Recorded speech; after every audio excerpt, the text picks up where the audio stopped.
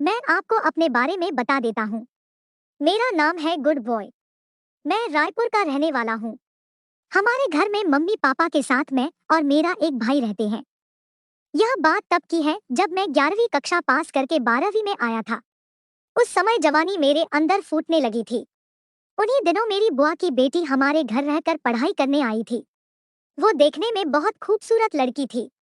वो ऐसी लगती थी मानो जन्नत की हूर धरती पर उतर आई हो, क्योंकि वह मुझसे उम्र में बड़ी थी तो मैं उसे दीदी कहकर बुलाता था। मैं एक दिन की बात है, मम्मी पापा घर से 2 दिन के लिए बाहर गए हुए थे। दीदी रात को सोने के लिए मेरे रूम में आ गई, क्योंकि उस दिन घर में सिर्फ हम दो ही थे। भाई भी दूसरे दिन शाम तक आने वाला था। हम दोनों बात करते करते एक ही बिस्तर पर सो गए। रात को मेरी नींद खुली तो मैं रानू को देखते रह गया। दीदी क्या लग रही थी, पूछो मत। मैंने सोने का बहाना करते हुए पहले अपने हाथ को उसके पेट के ऊपर रख दिया, फिर धीरे धीरे सहलाने लगा। धीरे से मैंने अपना हाथ उसकी टी शर्ट के अंदर डाल दिया। उसने कवच नहीं पहना था। फिर मैं उससे खेलने लगा। जब उसकी तरफ से कुछ नहीं हुआ तो मैं बिंदास हो गया, पर कुछ देर बाद अचानक से दीदी उठ गई।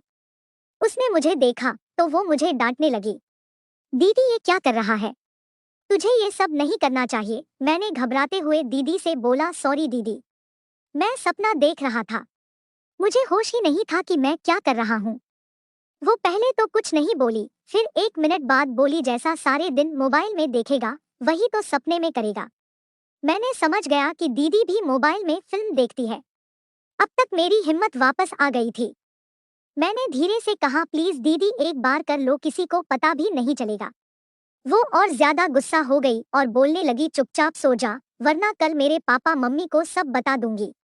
वो फिर करवट बदल कर सो गई। मैं भी दूरी बनाकर सो गया। फिर मैं सुबह उठा तो रानू दीदी से नजर नहीं मिला पा रहा था। मुझे अजीब सा लगने लगा था। मैं अपने आप को बहुत गिरा हुआ महसूस कर रहा था। मैंने दीदी से लगभग 1 महीने तक बात नहीं की, ना ही उससे नजरें मिलाई।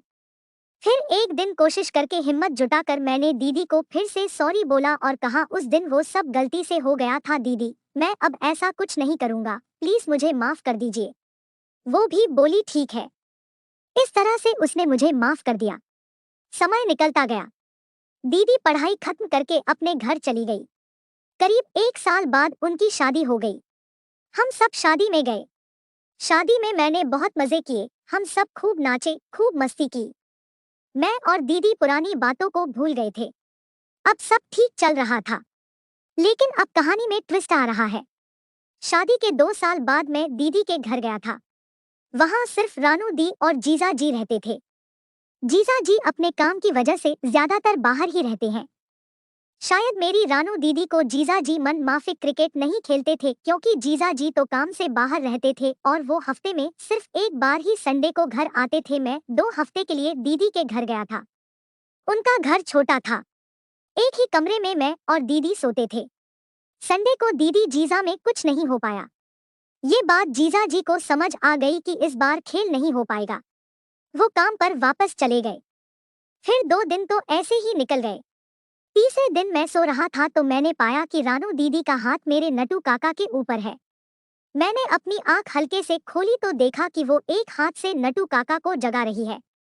मैंने भी मौके का फायदा उठाते हुए बिना देरी के क्रिकेट खेलने में लग गया। फिर मैं भी अपनी पूरी पावर में आ गया। पहली हो ओवर में दीदी के छक्के छुड़ा दिए। वो तो बहुत खुश हो रही थी, क्योंकि उसको तो जन्नत मिल गई थी। करीब 40 मिनट तक क्रिकेट खेलने के हम दोनों बहुत ही थक गए तो ऐसे ही सो गए। अब ये सिलसिला शुरू हो गया। मुझे तो जो चाहिए था वो मिल गया था। अब आप सोच ही सकते हो कि मैं दीदी के घर 2 हफ्ते के लिए रहने गया था, तो सोचो क्या हुआ होगा और कहानी कैसी लगी कमेंट में जरूर बताएं।